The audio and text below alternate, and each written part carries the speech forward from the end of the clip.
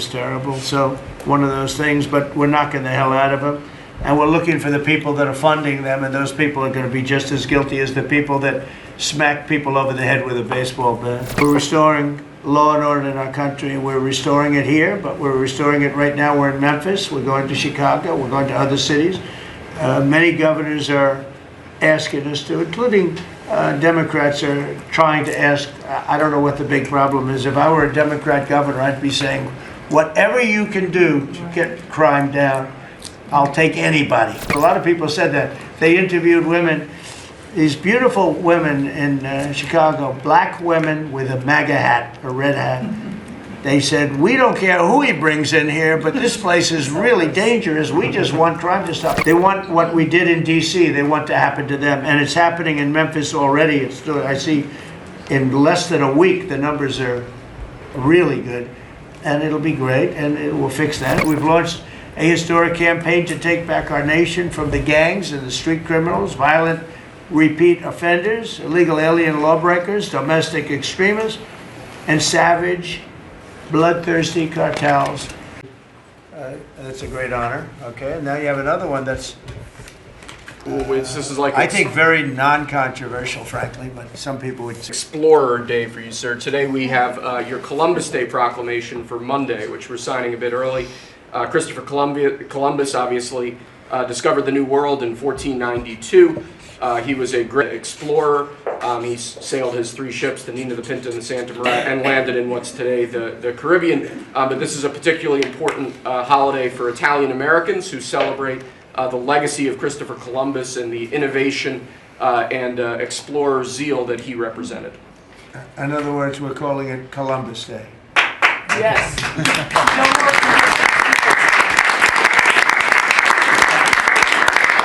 That was the press that broke out in applause.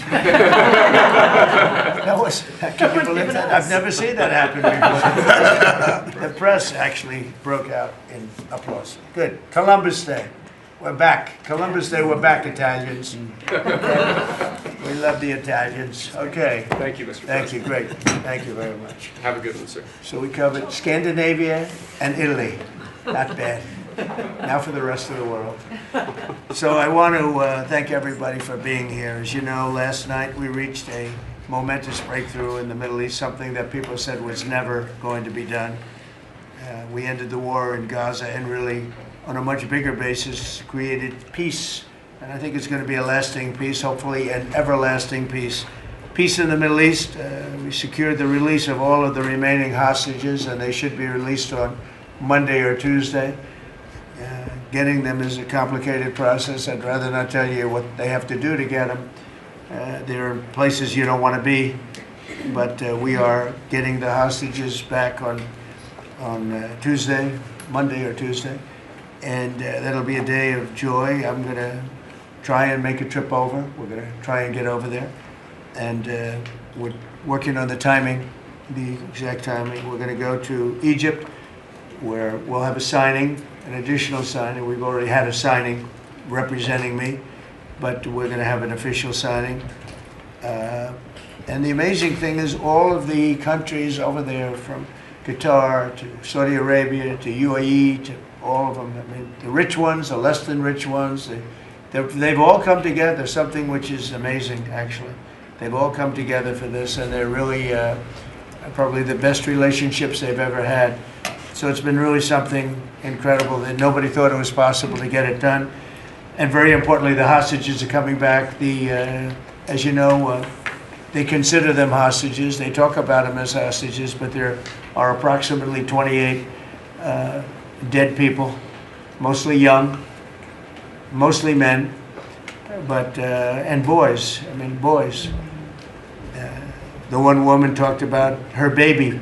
Her baby's 25 years old, but you know, to her it's her baby, and we're bringing them home.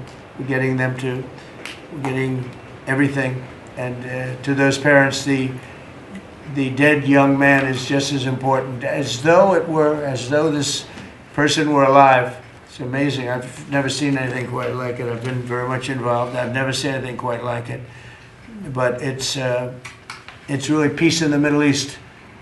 And you remember October 7th was terrible, but also from the Hamas standpoint, they probably lost 70,000 people. That's big retribution. That's big retribution. But at some point, that whole thing has to stop, and we're going to see to it. Gaza is going to be slowly redone. You have tremendous wealth in that part of the world by certain countries, and just a small part of that, what they make will do wonders for Gaza. And I think you're going to see some tremendous countries stepping up and putting up a lot of money and taking care of things. But there's tremendous spirit like I haven't seen. And even the news, I won't call it fake news for this purpose, because they really were very fair today, I must tell you, in all cases. But they covered it very well. They covered it very fairly. Everybody loves it. Everybody. People that were never giving us a fair shake, frankly, they can't even believe it. They're so they're amazed by it. A lot of people are. But it was just everything came together. I think the attack was very important on Iran, because let's say that didn't happen, they'd probably by now have a nuclear weapon, numerous nuclear weapons, and therefore, even if we signed a deal, there'd be a big dark cloud over it, and it wouldn't be the same thing. So Iran's different, but Iran wants to work on peace now. They've informed us, and they've acknowledged that they are totally in favor of this deal. They think it's a great thing. So we appreciate that, and we'll work with Iran. As you know, we have major sanctions on Iran and lots of other things. We would like to see them be able to rebuild their country too, but they can't have a nuclear weapon. So I want to express my tremendous gratitude to the leaders of Qatar, Egypt, and Turkey for helping us reach this incredible day and for being there. They were there with us all the way. And of course, as you know, Saudi Arabia and Jordan and so many. I will tell you, President Erdogan was personally involved in dealing with Hamas and some of the others. He's been great. They've all been really amazing. Indonesia's been amazing.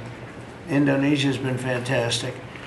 The whole world has come together for this. People that didn't get along, people that didn't like each other, neighboring countries that frankly didn't like each other, but now it's just this moment in time. So we look forward to welcoming the hostages, like you can't believe, home to their families, and that'll take place early next week. We hope Monday or Tuesday. And all Americans should be proud of the role that our country has played in bringing this terrible conflict to an end. And I want to thank, some of the people, JD, you were fantastic, and Pete, you were great. Marco was fantastic. Some of you were very much involved. I'm looking around. So indirectly, I think almost everybody in this room was involved. Susie, I want to thank you very much. You were incredible. You've done an incredible job. So, and yes, John, what you've done was invaluable. CIA, John Ratcliffe, and he's done an incredible job. So I want to thank you all, and if I'm missing anybody, I apologize, but you've been amazing. And then you have Steve Witkoff, who worked so hard. And you remember we settled 7, this is number 8, we settled 7 wars, or major conflicts, but wars. And this is number 8. And the one that I thought would be maybe the quickest of all would be Russia-Ukraine, and I think that's going to happen too. But in the meantime, they're losing about 7,000 people a week, and that seems pretty bad. They're losing mostly soldiers, young soldiers. They go out to war, and they're getting killed. And while it doesn't affect us in a lot of ways, we've got a big ocean in between, you don't want to see that happen. It was a big mistake. That war should have never happened. It would have never happened if I were president. So we're here this morning for a cabinet meeting as my administration continues to deliver for the American people, despite the radical left lunatics that shut down our government. You have Democrats that they've lost their way. They have no leadership. We don't even know who to deal with over there. At least they know who to deal with. We have no idea who we're dealing with over there. It's like they have no idea what they're doing. Republicans have voted repeatedly to pass a clean, nonpartisan bill to reopen government at the same funding levels. We're not going to do anything only good for healthcare. We're really, I think, become the party of good healthcare.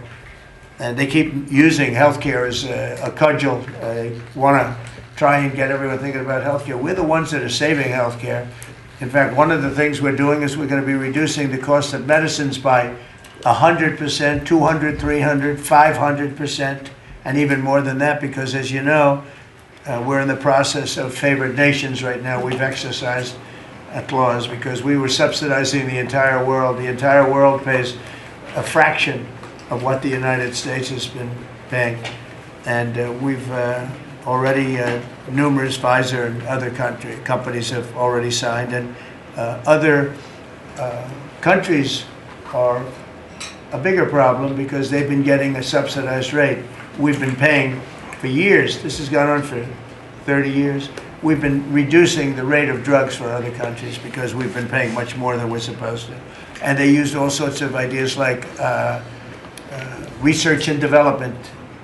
I said, what about Germany? What about these other countries? Aren't they paying? No, we have to pay research and development. It was all nonsense, and I couldn't listen to it anymore. So it's a very radical, big, tough shift. Very tough. We got a lot of things going on today. But, you know, and you probably heard me say this in my first term, I think it was my third year, we reduced drugs from the beginning of the year to the end of the year. And I was so proud of it. I actually had a news conference to announce it, and it was 1/8 of 1%. Think of that, which is barely a reduction. But it's the first time in 28 years that there was a reduction in drug prices for the year. So from the beginning to the end, it was 1/8 of 1%. And I was so proud of myself. I did something that nobody else could do. But when I started to think about it, I said, doesn't make sense. And then I'm starting to look at numbers where a pill or a treatment or some pharmaceutical product is selling in Europe for 10% of what we pay for in New York City or in any one of our places, and cities, states. And then I see people leaving for other countries to go buy their pharmaceuticals, where they make journeys to various other countries, including Europe, where they got the best bargains of all. And I put an end to it. It's over. And now we're, in major, I guess, disputes, but we're winning the disputes by a lot. With the countries, a couple of countries said, we won't do this. I said, well, it's unfair that we're paying 10%, and, you're paying just a fraction of what we're paying for the same product made in the same plant. And they said, well, we're not going to do it. I said, that's okay. You don't have to do it. But I'm going to put a tariff of 9% or 7% or whatever the amount of money is. And I'm going to put a tariff on your country for the amount of money that you're taking advantage of us for. No, you can't. I said, yeah, I can do that. I'm going to do that. And they would immediately agree. And it'd make the tariff substantially more than the number we're talking about. And they would immediately agree. So we have the consent, I think, Bobby, of every country, essentially. They know that if they don't do it, we're going to put a tariff on for double the price, and then they're going to do it. So we never had that before. You never had anybody in here that knew what the hell they were doing, I'll be honest. It really it makes me angry. Because for years and years, and this started many years ago, and basically we subsidize the world. So this is going to have a huge positive impact on Medicare, Medicaid, even Social Security. But anything where there's pharmaceuticals, drugs involved, it's going to have a tremendous impact. So we're going to get drug reductions of 100%. I told you 1/8 of 1% that I was proud of myself. Now you're going to get 100%, 150%, 200, 300, 400, 500%. You're going to get the biggest drug reductions that you've ever seen.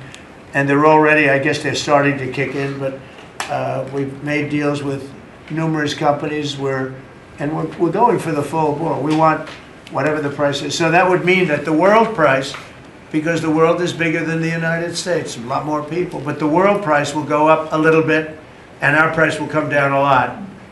So if a pill sells for $10 in London and $100 here, the pill will go to $20 in London and $20 for us. It's pretty simple.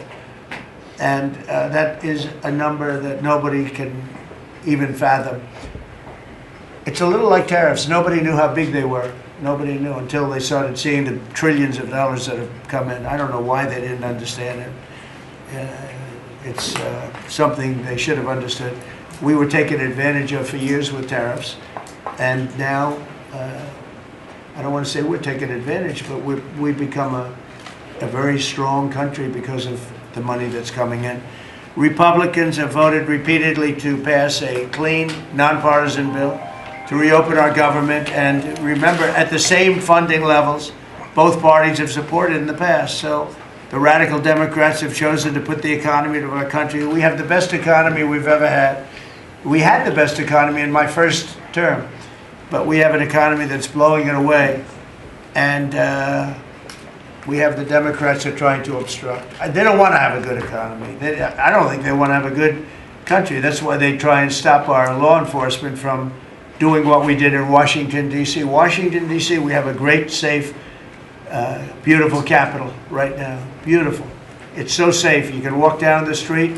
Numerous people standing before me were mugged.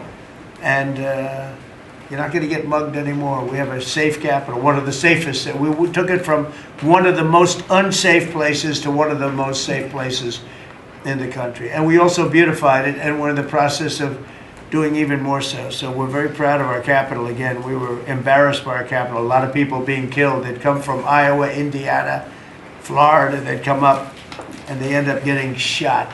They're not getting shot. We moved out 1,700 people approximately, right? Approximately 1,700 hardened criminals, career criminals. They moved them out.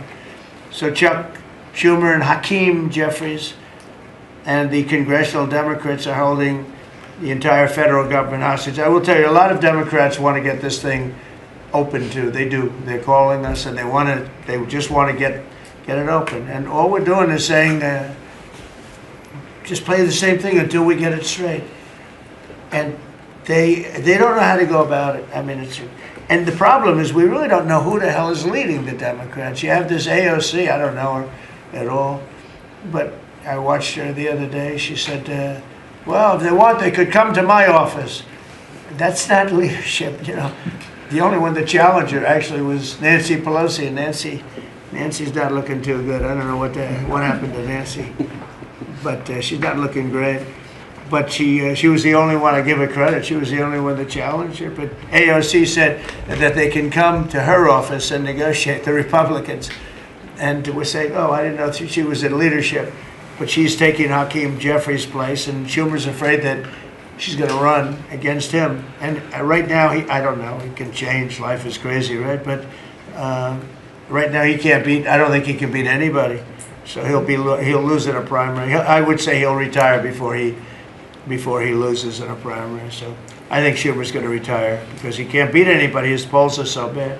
Meanwhile, the Democrat shutdown is causing pain and suffering for hardworking Americans, including our military, our air traffic controllers, and impoverished mothers, people with young children, people that have to live not the greatest of lives.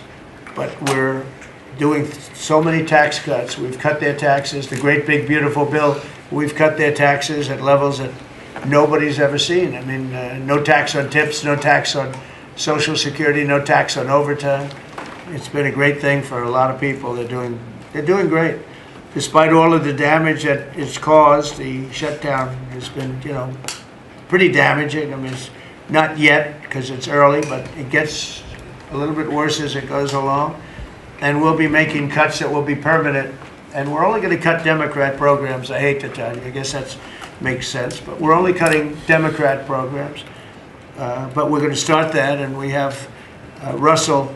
We can talk to you about it if he wants to, but we'll be cutting some very popular Democrat programs that aren't popular with Republicans, frankly, because that's the way it works. They wanted to do this, so we'll give them a little taste of their own medicine. But Chuck Schumer proclaimed this morning that every day gets better for them. No, every day it's actually getting worse for them. And they're having a rebellion in the Democrat Party because they want to stop. And if you saw all of Schumer's, I watched last night like 10 different times over the years, he said, you can't shut down government, you can't shut down. And now he's the one that shut it down. So this is a confession that he's acting not to serve the people, but to serve the partisan interests of his party. And I don't think he's serving them well because they're way down. Look, they just lost an election in a landslide. You know, it was interesting. I watched Kamala, who's a sad figure. I watched her the other day saying the election was very close. I said, no, the election was a landslide. We won the popular vote by millions. We won the electoral college by, I think, 312 or 315 to 220 something. But there's another one that we won that's probably, that's why when you see the maps are completely red. It's counties. The counties, we won at 2,505 to 525. So 2,500 to 525. That's called one of the greatest, biggest landslides in history. And that's one that people are using now as a primary. But literally, when you see it colored in, the entire country is red representing Republicans. So, you know, they go around, they just lie. They just lie. And everything's a big lie with them. Well, the other side, and the other thing I don't understand is, Christie, I looked at crime numbers in Chicago. They're through the roof. And I have a governor who stands up every day and tells us how wonderful Chicago is. It's just a lie. It's like a con job. It's like Gavin Newsom. He says how well he's doing in California, and they're doing terribly. Population's getting smaller. People are leaving. And other people are coming in. And, you know, I wouldn't say it's an even trade. While the other side is focused on playing games, the Trump administration is focused on creating jobs, bringing down prices, and we've really brought them down a lot. That's the other thing. We're bringing down prices a lot. We're bringing down grocery prices, but the big thing is energy. When you bring down energy, everything comes down, and the energy prices are way down. I see we're down to about $61 now a barrel, and what gasoline's going to be, I think gasoline's going to be below $2 at some point in the pretty near future. It's very low, much lower than it was under Sleepy Joe. And we're restoring law and order in our country. We're restoring it here, but we're restoring it right now. We're in Memphis. We're going to Chicago. We're going to other cities. Many governors are asking us to, including Democrats are trying to ask. I don't know what the big problem is. If I were a Democrat governor, I'd be saying, whatever you can do to get crime down, I'll take anybody. You can bring them in I don't care who it is. A lot of people said that. They interviewed women, these beautiful women in Chicago, black women with a MAGA hat, a red hat.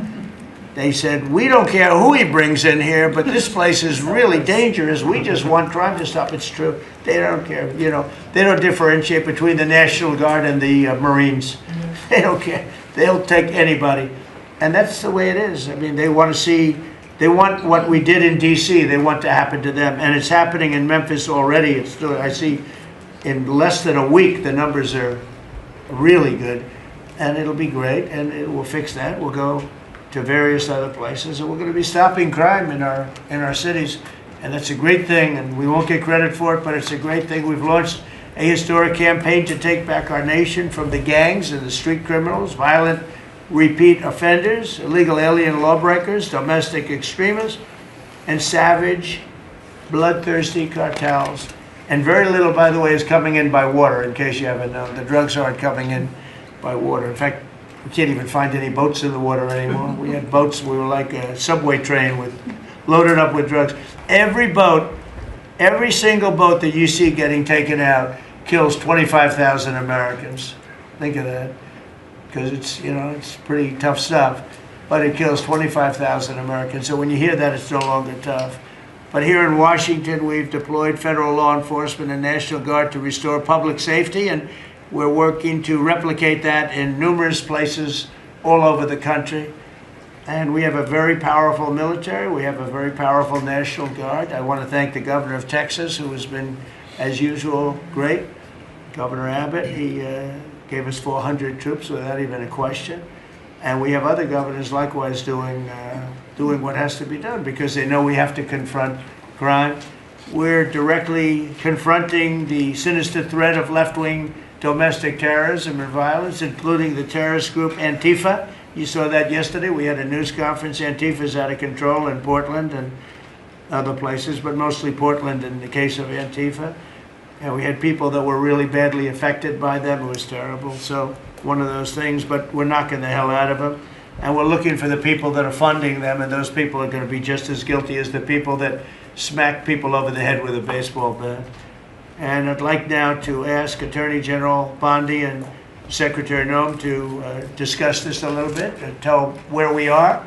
And then we'll go around the room. We'll go quickly. We're going to go quickly if we can, because we have a lot of things to do, including I won't be spending that much time here because I'll be leaving fairly soon for the Middle East. And I'm very honored to be involved with that, I'll tell you. It's a great thing for our country. People are so happy about it. I've never experienced anything quite like it. I've never seen such universal praise for being able to do something. No, it's something that nobody thought was possible, and we're going to end up having peace in the Middle East. Who would have thought? So, Pam, could you start, and then Christy, please.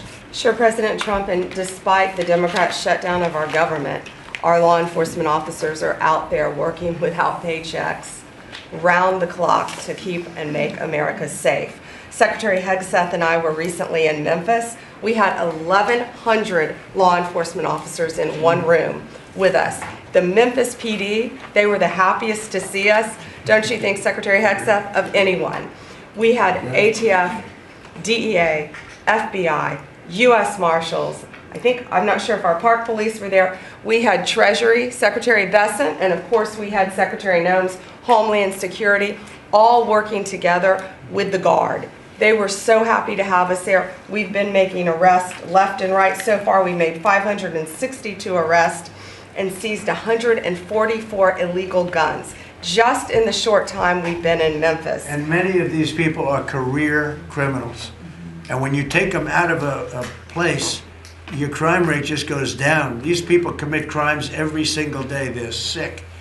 And we're taking them out. In some cases, we're bringing them back to their countries where Biden allowed, with the stupid open borders that we had in our country, to come in. But they're being brought back to other places, or they're being put in jail, but they're career criminals. President Trump, last night alone, we made 91 arrests, 19 firearms off the streets, and one was a warrant for a homicide, and 4 sex offenders who had active warrants. One was a sex offender on a child. Everything we did in Memphis was worth it, in my opinion, for that one arrest. Think about that. We got a child rapist off the streets, but yet we've made 562 arrests and still going strong in Memphis. Just what we did in D.C. But it's because it's all of us. It's a team working for you to make America safe, all together, round the clock. Thank you very much. Thank you, Pam. Thank You're you, doing a great President job. Trump. And it's amazing that we're not getting cooperation from Democrats. It's like, it's a new issue. You know, we have all the old issues of the wall and the border and all of the things, men playing in women's sports they still want that, transgender for everybody. All these issues are so crazy, but we have a new one. It's called crime. We stop crime and they allow crime. They want crime. It doesn't make sense. I think it's as ridiculous as the other things that we talk about all the time. But I've added it onto our list, a 5-letter word called crime. We stop it, and they actually incite it. It's crazy. You would think they'd want them. You'd think they'd want Christy and Pam and all of the people. If we needed the military, people will be there. We've got a massive military. We have the best numbers we've ever had for recruitment. We have a lot of people now. We have people that can't get into them. In a great economy, they want to be soldiers again. A year ago, they didn't want to even think about it. Same thing as with police and firemen, everything. They want to join. They're proud of our country again. Christy, go ahead, please. Well, sir, thank you for your leadership and for deploying all of government to help us keep our country safe. You have talked extensively about how threatened our ICE officers are, but all of our law enforcement out there. And we saw the shooting in Dallas at that facility, so we're hardening all of our buildings and making sure that we have more security measures, snipers on the roof, people to protect our law enforcement while they're out there on the streets. But what I'm also doing, sir, is, and with your authority, is we're purchasing more buildings in Chicago to operate out of. We're gonna not back off. In fact, we're doubling down, and we're gonna be in more parts of Chicago in response to the people there. And then I was there a few days ago and looked at some facilities that we can deploy more law enforcement out of. Because what they're trying to do with these riots and violence is distract us and keep us from going after those murderers and rapists that are out in the streets. And then I was in Portland, went out and back on Tuesday, and met with the governor, met with the mayor, met with the chief of police and the superintendent of the highway patrol. They are all lying and disingenuous and dishonest people, because as soon as you leave the room, then they make the exact opposite response. So we're looking at new facilities to purchase.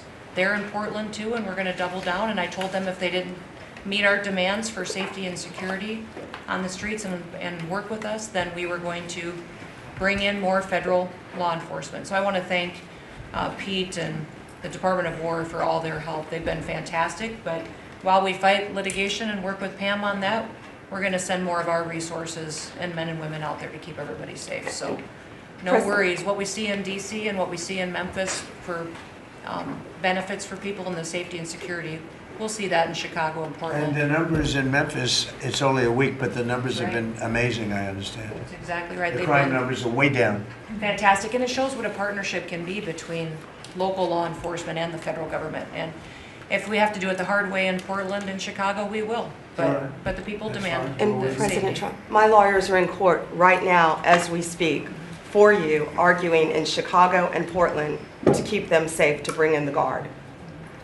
The government doesn't want it there, but we do. We're going to keep their citizens safe, thanks to The you. people want it. I don't understand the politics of it. I don't understand why Pritzker is trying to protect people that are They're more really scared bad. they're more scared of the anarchists that are on the street and the politics of it than they are of doing the right thing. I think they're afraid. Yeah, I yeah, think they're they're scared. threatened. They don't tell us, but I think Pritzker's threatened by people. There's no other reason that this could be possible, that they don't want to have a safe Chicago. And we can solve the problem very quickly. And we're doing that anyway, regardless of if he doesn't want it or if he does want it, we're doing it anyway. So make sure. I asked the mayor that himself. He said that Portland was perfectly safe, a beautiful city, no problems. And I said, well, why did you clear the streets for me today then and build out a 4-block radius to make sure I could get in and out of here? And these people on the street screaming death to ICE. There's graffiti that says Molotovs melt ice. We have the guillotines. We're going to use them. Portland's almost different. It's like anarchists. It is. It really is. You know, it's really different than a lot It's of the awful. others. This is a sick situation, but those are anarchists. Those are people that want to overthrow government. They're really degenerates. And we're finding out who is supplying all of those beautiful signs and everything Well, else. Scott's been fantastic. His team finding the financial networks is great. That's what Okay, gives everybody. Scott will do that. That's easy for Scott.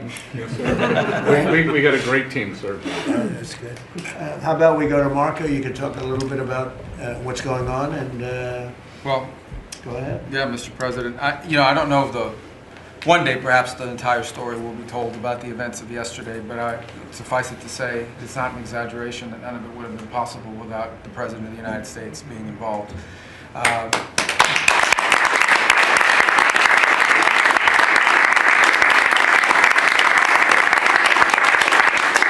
It really began with your trip to the Middle East, where these relationships were forged with partners in the region, personal relationships, close relationships that created the foundation where all of this was possible. Where I think this really took a turn. Remember, a month ago, no one thought this was possible. Where it really took a turn about a month ago, less than a couple weeks ago, is when we were at the United Nations and you convened a historic meeting, not simply of Arab countries, but of Muslim majority countries from around the world, including Indonesia was there, Pakistan was there, and created this coalition behind this plan. Then on that following Monday, you met with the Prime Minister of Israel here, and that plan was presented. And then, of course, our great negotiating team followed up on it. In the interim, again, perhaps the stories will be told, perhaps they will never be told. The President had some extraordinary phone calls and meetings that required a high degree of intensity and commitment, and made this happen. And I think what's important to understand is that yesterday what happened was really a human story. There's a geopolitical aspect to it, there's no doubt about it. It creates the conditions for Gaza to one day be a normal place again and people to have a better life and Israelis to be safe. But yesterday was a human story. And because of the work you put in, and honestly, not only is there no other leader in the world that could have put this together, Mr. President, But frankly, I don't know of any American president in the modern era that could have made this possible because of the actions you have taken unrelated to this and because of who you are and what you've done and how you're viewed. And this weekend, because of that, at some point very soon, we are going to see 20 living human beings emerge from the darkness into the light for the first time in 2 years. And that is because not only were you used the credibility and the power and the prestige of this office and the relationships you created, and you committed yourself to making it happen. And I think it will go down as a historic moment in the history of our country, and something our country should be very proud of, that we have a president that's committed to not just peace, but to the human aspect of reuniting these families. My last point on this is just a couple of days ago, Secretary Lutnick hosted us all, many of us, at the Kennedy Center. And we have these families, we've interacted with them for so many years, for 2 years now. And the stories are heartbreaking, both whose families are alive and those who are deceased as well, who want their relatives back so that they can complete the process of grieving. And it was, we had all hoped that perhaps that was the day that we would have an announcement for them on the anniversary of the 7th, but I know you were able to speak to some of those families last night, and I just hope the whole nation understands how incredibly proud they should be of their president and of their country for the role that they've played. And I don't want to let this moment pass, Mr. President, without also noting the incredible work of Steve Witkoff and Jared Kushner. Yeah. They're an incredible team working together, facing some substantial impediments to even being there this weekend and doing it. Let me just leave it at that. And they've done a great job on your behalf, Mr. President. They deserve a tremendous amount of credit. But thank you for what you've done for the world. For the world. Thank you very much, Rose. I appreciate it. I think because we have a very busy day with all that's going on, what we'll do is maybe just a few of you raise your hand if you'd like to say something that don't talk too long, Doug. He's doing such a great job. So good that he could talk all day. That's the problem, right? But and what we'll do is just take a few hands, and then we'll go back to getting peace done. Okay? We'll go a little bit quicker. We'll take a few questions from the press. Go ahead, please. President Trump, I just want to double down on what Marco was sharing. It's such a remarkable accomplishment. Agree that no other president could have done this, but what set the groundwork for you able to do that? When you took office on January 20th, you made a 180-degree turn in our military strength with Pete's leadership. You were the master class in peace through strength. So militarily, we've completely turned around. We've demonstrated that through execution against Iran and others, that we have force. We want to end wars, but we'll use power if we have to. And then secondarily, peace through strength is also the prosperity, having the strongest economy and being willing to wield the power of a tariff in addition to the military power to reorder the globe. Those two things that you're standing on, both economic power and military power, allowed these negotiations to go forward. And I think as you've described the importance of these economic negotiations and all the trade deals, but that also begins with another 180-degree turn, and that was the 180-degree turn on energy. You have used energy diplomacy to bring prosperity to the American people, and you've used it to bring peace abroad. The combination of those three things have been remarkable, and now we're seeing the remarkable result. And we got one more that I know you want to end with Russia and Ukraine. Energy is going to play a key role in that, and now with this historic agreement, we're in a position working with the Middle East to also end the Russian-Ukraine conflict. So again, congratulations. Thank you very much, Doug. I appreciate it. Maybe I'll go to you for a second. You can just cap out what he said about the military, how well we're doing, and how big it is, and how strong it is. Mr. President, you're exactly right. At the War Department, you don't get peace without strength. And our job is to be the strength part of the equation and deliver that when necessary, as you demonstrated with your Order of Midnight Hammer, and the entire world saw. And I just want to echo what Marco said. It is a personal honor to be able to witness the way you lead and negotiate. I wish people had a full understanding of what that looks like, that historic nature. A lot of us vets, the Vice President, Tulsi, Lee, Doug, probably after decades of war and the chaos that was unleashed through reckless and foolish American policies, never thought this kind of peace would be possible. Yet, with your strength, with your ability to wield trade negotiations, personal relationships, to open up that opportunity is truly historic on the world stage. And it creates a whole number of other cascading effects. And watching Marco and the Vice President and Steve across, and Jared, the CIA director, everybody come together to make it happen. You've formed a phenomenal team, Mr. President. And at the War Department, our job is to make sure if and when there's question about American commitment, the whole world knows we've got the biggest, strongest, most lethal, and most ready War Department in the world, which is true, which is why we saw record recruitment in 2025, Mr. President.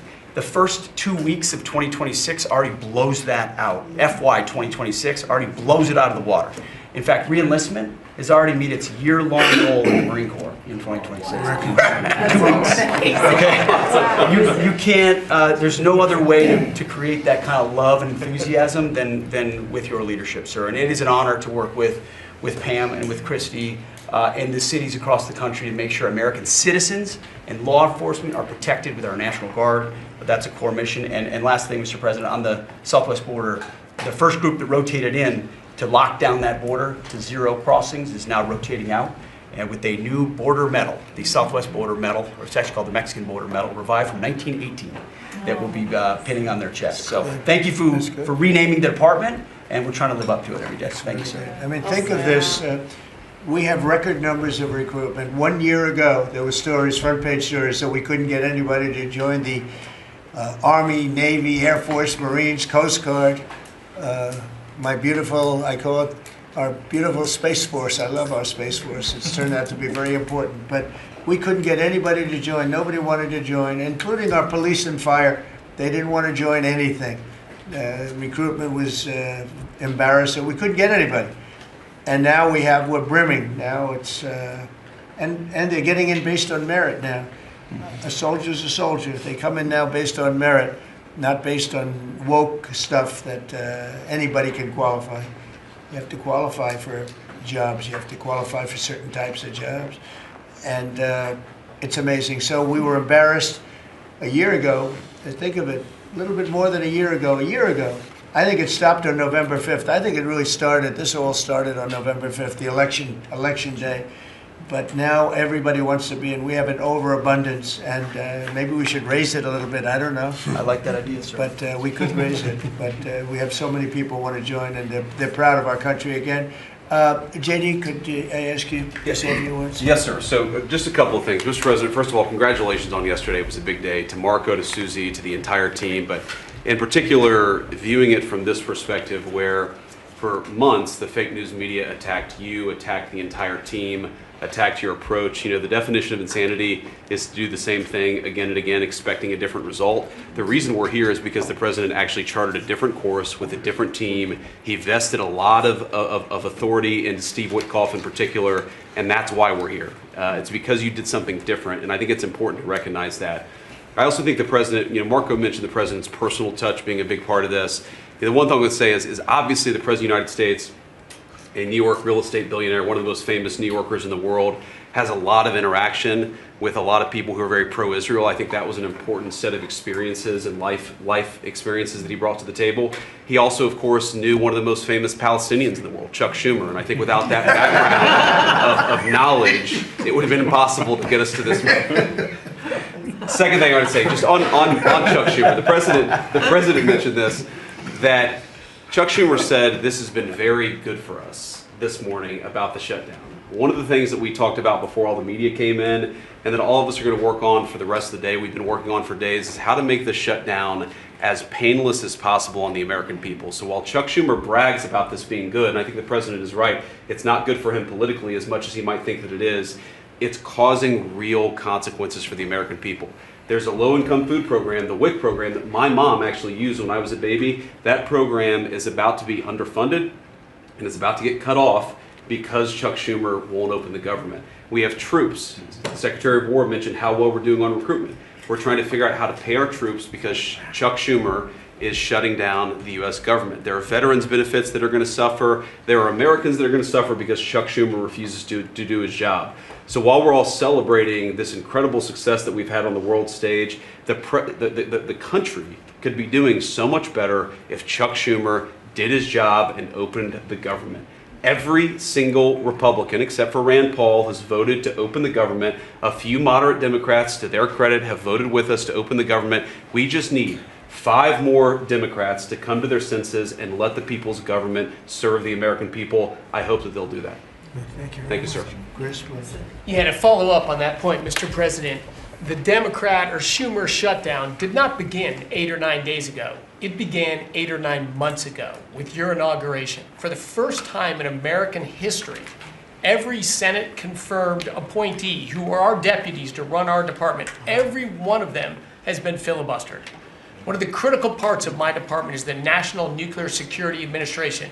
It maintains, manufactures our nuclear weapons and our engines for nuclear submarines and nuclear aircraft carriers. We are a key supplier to Secretary of War Pete Hegseth. They filibustered, the Democrats filibustered the leader, the administrator of the National Nuclear Security Administration, would not let him come into my department until the Republicans 2 weeks ago changed the Senate rules so they could confirm him and we could have a leader. They filibustered the leadership, now they're filibustering the funding. In the next 6-7 days, we're gonna run out of funding, and the retooling of our nuclear stockpile, the ultimate guarantor of our sovereignty, is gonna be underfunded, and we're gonna have to slow down and creep to a crawl these efforts. Just incredibly irresponsible for Schumer to worry about his own reelection and not the 340 million Americans that count on the efforts of our military and all of our departments. It's truly offensive, and we need to bring it to an end as soon as possible. Let's open the government Thank back you up. very much. And you're doing a great job. Thank you very much. Bobby, did you want to say something? You got a lot of things happening. A lot of things. A lot of very positive things, actually. Mr. President, I'm glad you're getting bipartisan accolades on the Mideast peace agreement. You should also get bipartisan accolades on the MFN agreement. It is a historic agreement that's going to benefit every hardworking American. It's going to lower the price of drugs for every American. By the time this administration is over, we will have 95% of the drugs in this country will be the lowest price in the world. It immediately begins to affect Medicaid, Medicare, Social Security, the other government programs. I remember when I went through the confirmation process, and the principal preoccupation of the Democrats during that process was whether I would continue the IRA negotiations on drugs. The Democrats negotiated 10 drugs. I'm supposed to negotiate every year 15. The 10 that they negotiated, they claimed to get a 22% reduction, but it was a lie. It was 22% under the list price, which was actually higher than the price we were getting. So Medicaid, Medicare ended up paying more for those drugs than they were paying beforehand. They only got a benefit on one drug. One was tied. 8 of them were lower. So they should be applauding what we're doing now. We're doing something that every administration, Democrat and Republican, has been saying that it was going to do for decades, and you got it done because you understood the power of the tariffs. That we had leverage over these companies. And you did it in a way which you asked us to do, to negotiate in a way that was not going to stifle innovation, that was going to make sure that those companies could bring their production home, and they are doing that.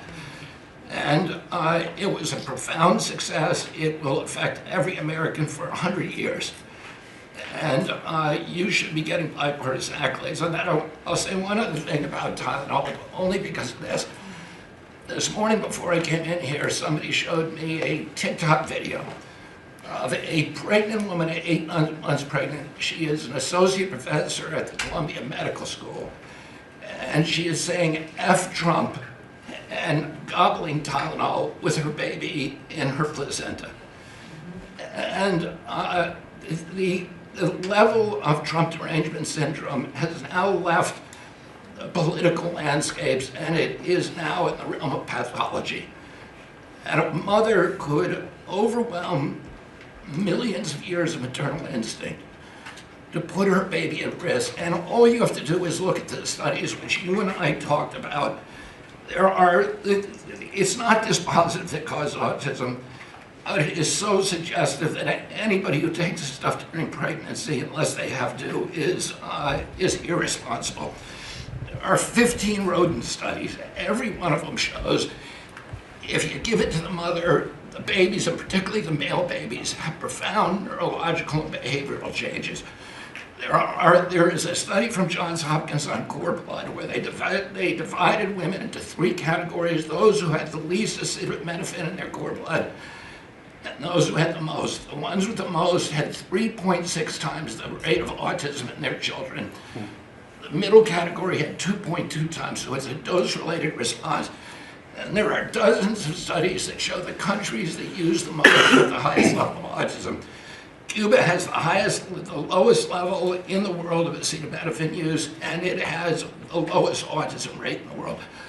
So this is not dispositive. It is not proof. We're doing the studies to make the proof. But in the meantime, the precautionary principle should apply, and any mother who is taking this stuff during pregnancy just to get back at Donald Trump is doing something that is pathological.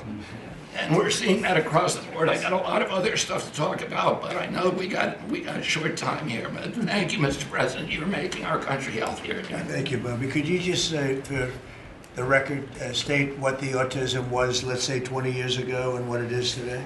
In 1970, the largest epidemiological study in history was performed. 900,000 kids were looked at. They were looking for autism in Wisconsin children. They looked at every child in Wisconsin who was 8 years old. They found an autism rate of 0.7 per 10,000. So almost close to 1 in 20,000, less than 1 in 10,000. Today, the autism rates are nationally are 1 in 31, but it's actually much worse than that because California, which has the best collection system, reports an autism rate of 1 in every 19 children, 1 in every 12.5 boys. This is a national security issue. There is nothing more important, and I'm grateful to you, Mr. President, because you know the flack that you take for talking about this issue. You've shown courage and you've shown leadership, and I can't thank you enough for letting me do this work. Thank you. So think of that, 1 in 20,000, and now it's 1 in 12 for boys, 1 in 18, 19 for girls. So obviously there's something that's artificially, I think, induced, something, whether it's the vaccines in terms of these massive vaccines that are twice the size of a jar like that, of a glass of water like that, I mean, into a baby's body. And I've suggested get them in doses, get them in, maybe 20%, 30%, but smaller, not such a big. I think, that. Then we had certain recommendations, the MMR, take them separately. The measles is already separate now, and it works out much better, but there doesn't seem to be any impact if you take it separately. If you take it as a combination, it's not so great. And some other things, but I would say don't take Tylenol if you're pregnant, and when the baby is born, don't give it Tylenol. If you can avoid it at all, just don't give it Tylenol. I'll say this. Really, also, what do you have to lose? You really don't have much to lose. Yeah, go ahead. There's also there's many other confirmation studies. There's 2 studies that show children who are circumcised early have double the rate of autism. It's highly likely because they're given Tylenol. So, none of this is dispositive, but all of it is stuff that we should be paying attention to. Yeah. But, there's a tremendous amount of proof or evidence, I would say, as a non-doctor, but I've studied this a long time ago. I met Bobby in my office 20 years ago. We were talking about the same thing 20 years ago. And I was a real estate developer. It bothered me that it seemed to be getting worse, but it's so bad now when you hear these numbers. It's not even really sustainable. I don't know how people do it, but there is some very strong evidence on Tylenol. In fact, at one point, I guess the company gave a warning. They still don't recommend it during pregnancy. That's the weird thing. They're not recommending it, and that's the company itself. So just don't take it. Don't take it. If you're a woman, don't take it, and don't give it to the baby when the baby's born, and I think that's going to have an impact. But I'd also get the shots in smaller doses. There are a few things, we gave a few things that just seem to be, and I think you'd get that number way back up. Think of it.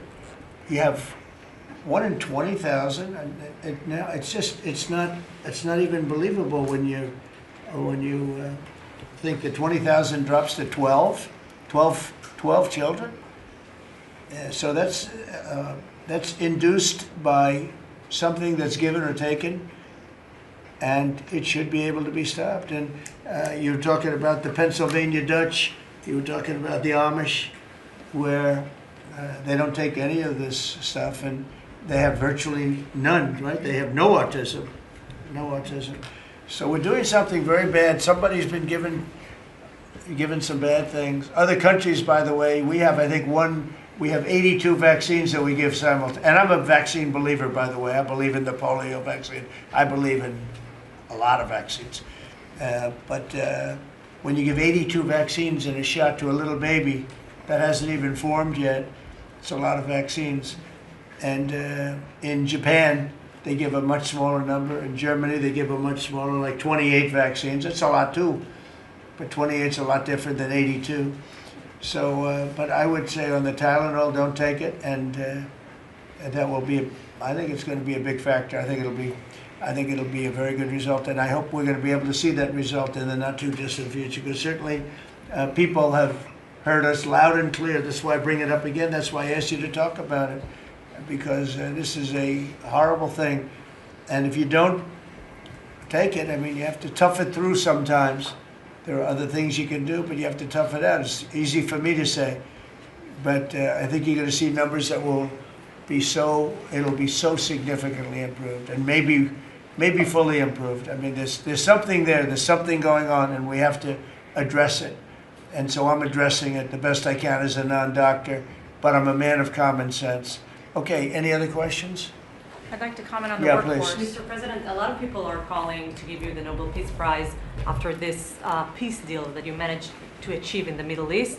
First of all, your opinion on that, and I was wondering about your trip to the Middle East, if you can tell us if you're considering to speak at the Knesset, at the Israeli parliament. Well, they asked me to speak at the Knesset, and I've agreed to. If they would like me to, I will do it.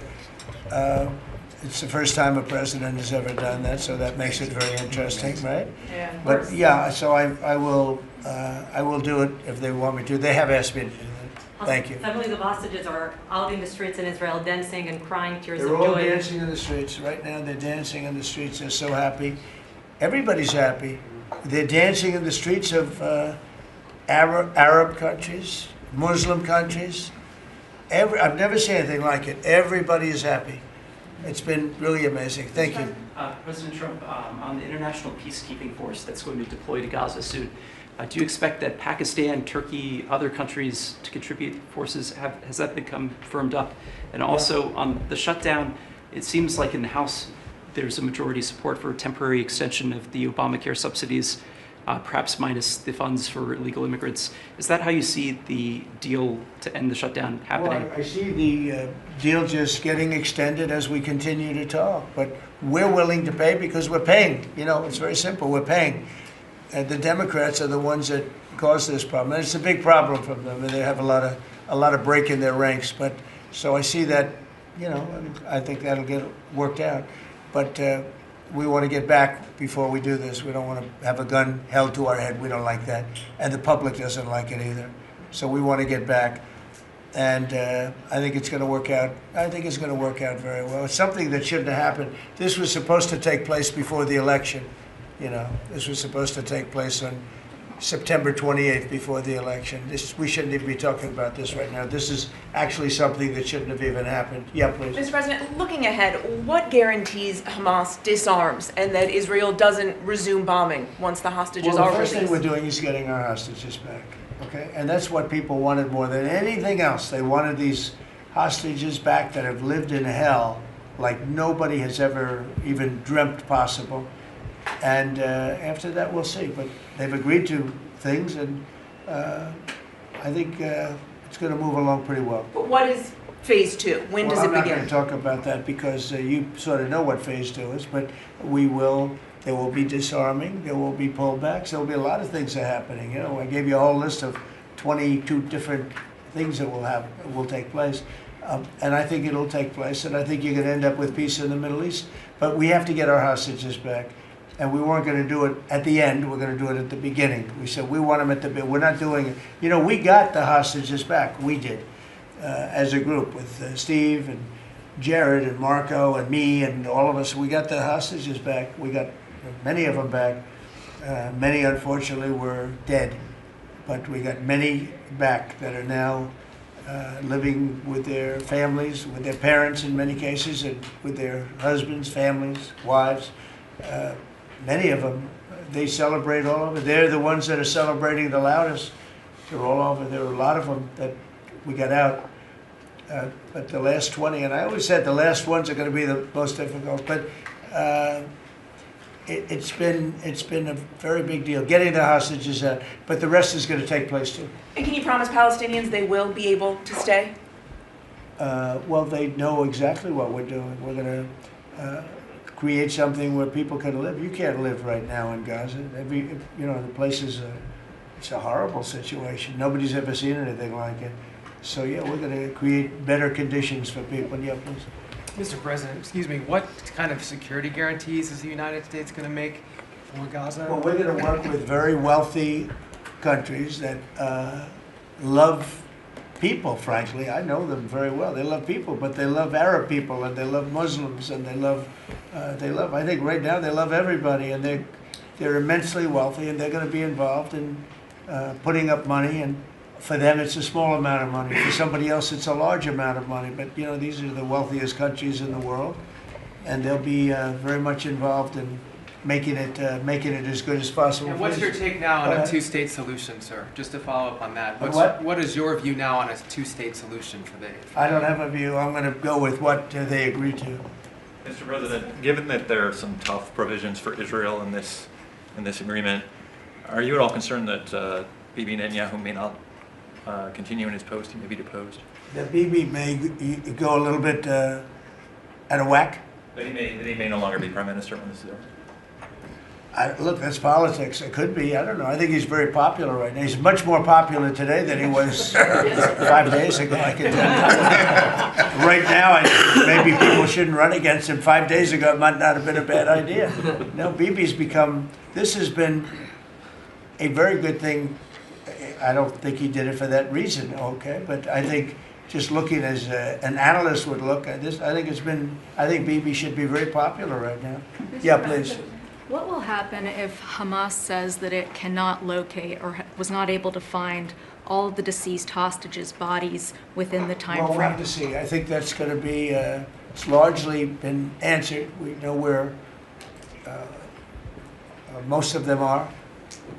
Actually, the bodies are a bigger problem because some of the bodies are going to be a little bit hard to find. It's a terrible thing to discuss even, but you understand, we're all people, we're grown-ups, we understand life. Nobody can understand this stuff because this could have taken place, but we have the hostages for the most part, and so I don't think it's going to be overly big. The situation with the bodies, you know, they say 28. Some are going to be a little bit hard to find, but we're going to do the best we can. Yeah, please. If they don't find them within the time frame. Please. Thank you, sir. Regarding Jared Kushner's role in the negotiations, can you explain a little bit about why he came on at the last minute? And then in regards to the WIC program that the Vice President mentioned, do you know when the funding that you promised through the tariff revenue will actually go through to communities? Because there's reports that WIC providers are actually starting to close down today. Well, okay, let me just answer the Jared. So Jared's a very smart guy. He did the Abraham Accords. As some people say, the Abraham, which I love the way that sounds, but he did the Abraham Accords. It was a great thing. 4 big countries joined. If I were president, if the election would have been a correct election, which it wasn't, you'd have every country in there. Maybe even Iran would have been in there, frankly. But you'd have every country in. Now, by the way, that's going to be filled up rather quickly. People want to join the Abraham Accords. And I put Jared there because he's a very smart person, and he knows the region, knows the people, knows a lot of the players. And the combination of him and Steve Witkoff and Marco and Cooper, who is, as I hear, has been fantastic. and others that were involved. JD was very much involved. I mean, we had a very smart group of people working. We had a lot of different players, different countries, and very diverse countries, very different from each other. They had certain things in common, but they had a lot of things, mostly things that were not at all common to their countries. So we had a very smart group of people. These are high IQ people. Okay, I talk about how many low IQ people we have in our government. We got some real low ones, but some shockingly low. But these are very high IQ people, and that's what we want. I like high IQ people. Yeah. Mr. President, thank you. Can I ask you about the China? You're meeting with President Xi. The Chinese have now set to put in new export controls on rare earth minerals, and they've stopped buying soybeans from the U.S. What do you hope to get out of that meeting now with President Xi? Well, we'll see. I mean, I just heard this a little while ago before we came in, so I haven't been briefed on it.